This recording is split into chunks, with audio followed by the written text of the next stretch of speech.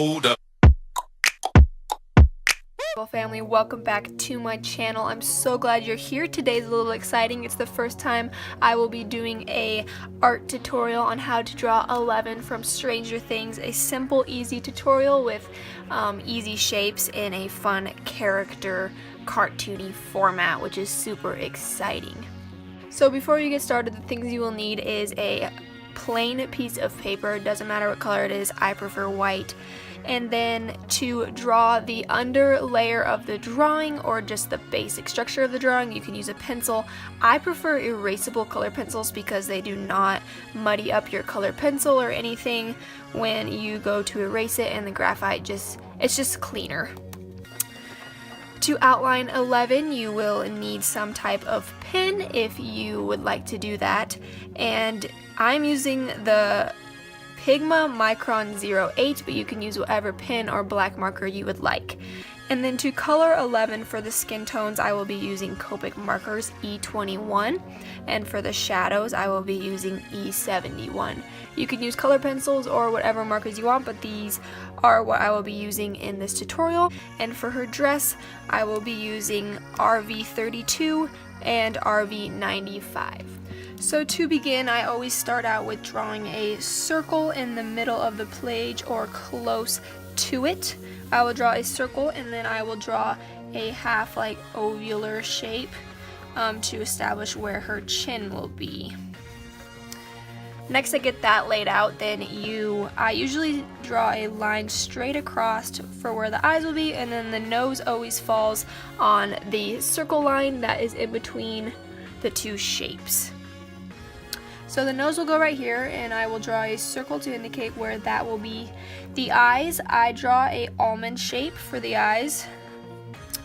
It's a natural shape of what a lot of people's eyes are, though in my cartoon version they're a little more dramatized, but they're super easy if you struggle with eyes.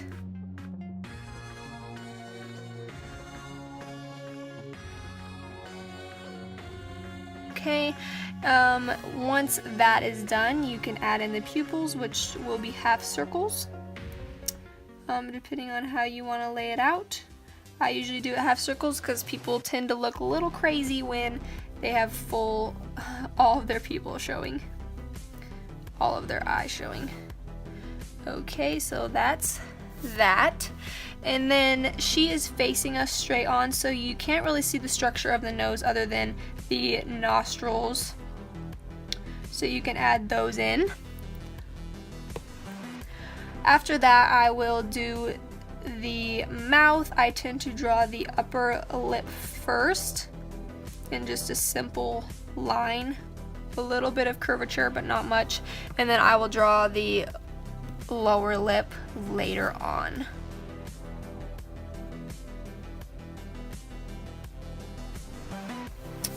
Alright, once I have got the basic face structure and features, I will then sketch out how the jawline will be.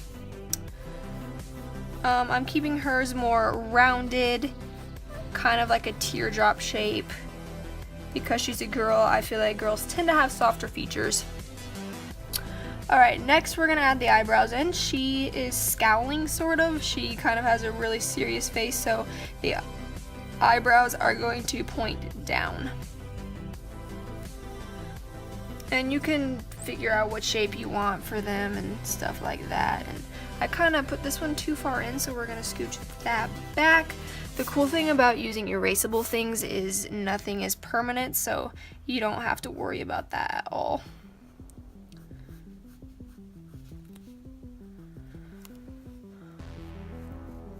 And you place it how you like it.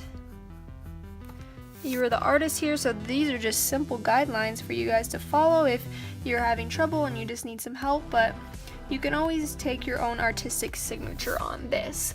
Okay, so once I have that laid out, I will then go ahead and place the hair where I would like it, and I am choosing to do her hair from the second episode, or the second season, so she has longer hair in this season. So I'm gonna go ahead and draw that. I kind of just draw the basic shape. I don't really do like realistic individual strands, if that makes sense. They're kind of just a lot of elongated triangles to form the hair. And once again, take in your artistic signature and do whatever you like for this. The hair is always my favorite part. It's really fun and it really brings the character to life. And the crazy thing is, once you add color and shadows, like that's when your drawing like really takes on life and you can really feel its emotions and stuff. Sometimes you need more than just line. Alright, so once the hair is on there, I will add in the ears. Yep, and the ears are in line with the eyes for the most part. Alright, once you are good with the head, good with the face, good with the hair, you can go in and do the outfit. I chose to place her pink dress on, so we're going to draw the collar first. And she's leaning forward so we cannot see her neck. We're going to draw the coat. And feel free to pause the video whenever you'd like to rewatch the steps or anything like that. And I always use a reference photo because I just find that it's better that way. I can get my shapes right because I do not know what her jacket or anything looks like out of my head, so I will usually always look at a reference photo. So you're just gonna draw the dress, draw the coat. If you're having trouble and you don't really know where to start when it comes to clothing, just look at the outlines of the fabric and focus mainly on that. You can get stuck within the details very easily and you will end up not even drawing it because you think it's too hard, but I believe in you and I know you can do it. Alright, so once you have the coat laid out, you can begin to outline, which is super fun. I outline everything that I have drawn here, so that's what we're going to do in this next step.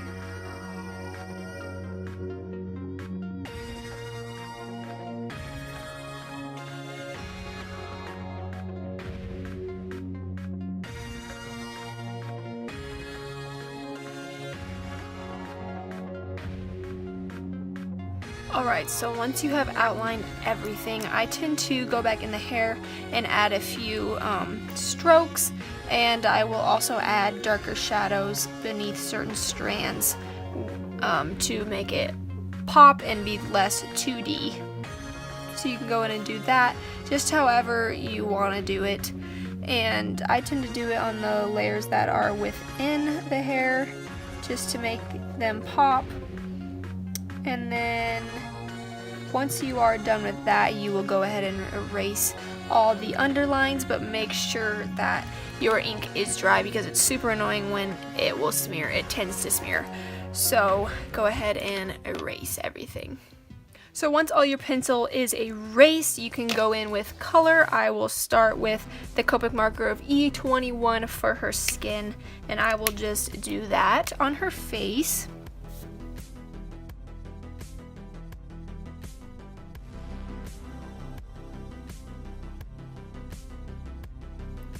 Alrighty, once that is done, you can go in with the E71 or any other color you have to do the shadows. Shadows are however the light is hitting and where the shadows are cast on her face. Based on your reference photo, it might be different than how I'm drawing it, but I will draw some dark circles under her eyes just to make her look more...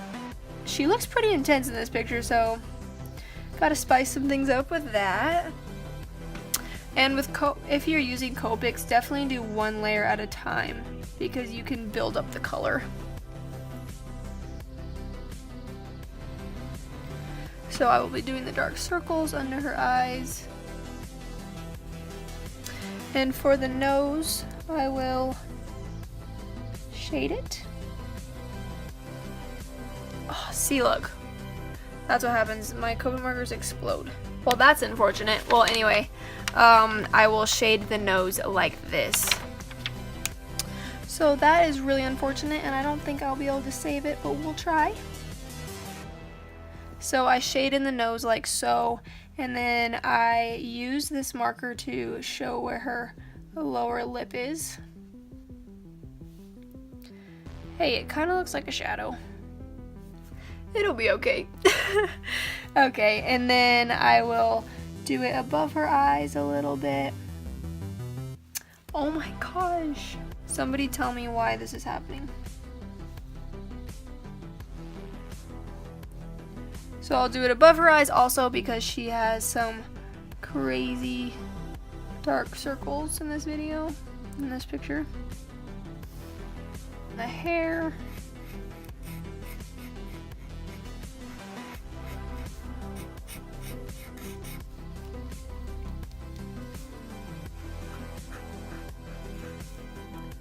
The ear, because it's completely covered.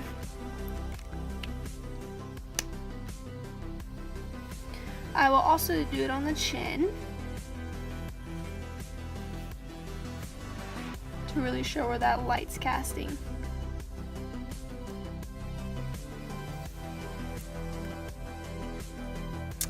Under this strand of hair as well.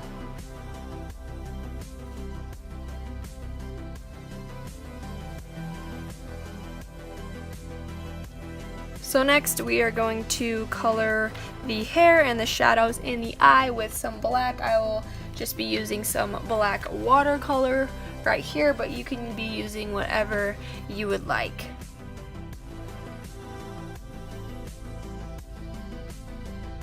Alright, so now I'm going to go in and make a shadow in the eyes. A little gray shadow to give some dimension to her eyes. Just like that. And then since we had some mishap with Copic markers for shading on the face, I'm going to use this black watercolor as well to just define those better. So for the nose, I'm just going to go in and make it look like this shadow is intentional, because it is, right? Yeah. This kind of turned out to look like a nose shadow, so it somewhat worked in our favor. I guess if I'm going to teach you guys a valuable lesson, it's that if you want to draw or do anything, you can't give up if it doesn't work out. Like, you just gotta learn from it and keep pushing forward, you know? I'm gonna make the under eye a little darker. It's funny how I already did one of these and this one's turned out so different so far. It's funny.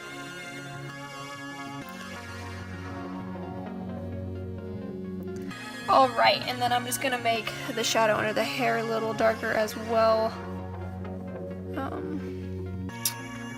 Yeah, she kind of looks, she's really intense and like kind of scary in this picture, so we gotta play that up. Am I right? Because 11 is fantastic and she's crazy. She's great. Alrighty.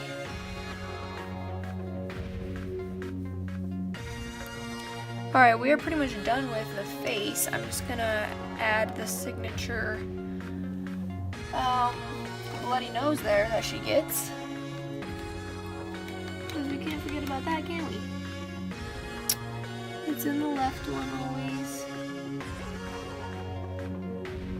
Oh, I was totally in the shot, wasn't I? I always like put my head so close to my drawings when I do stuff, so you guys probably see it and you're like, what is happening? Okay, so for the dress we are gonna go in with RV32 for the entire dress. Let's pray that this marker does not explode.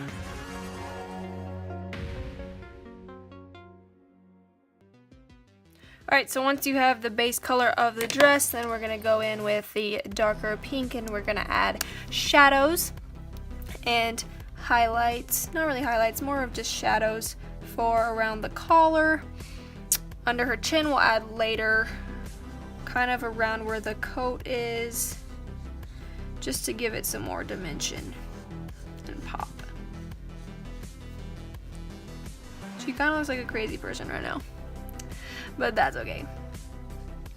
Add it under this collar. We got some shadows. And then it kind of has a weird design, so I kind of just drew the lines that it has, like kind of like not really that organized, kind of just to show that there's pattern. You can do this part however you want. And then up and down,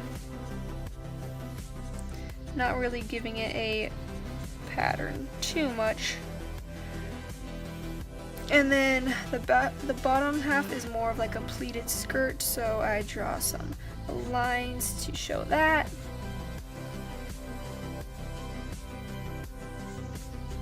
Alright, next you can use a watercolor or a blue marker or anything you have to color the jacket. She's wearing a blue, I don't know what kind of jacket it is, but she's wearing a dark blue jacket, so you can go ahead and do that now.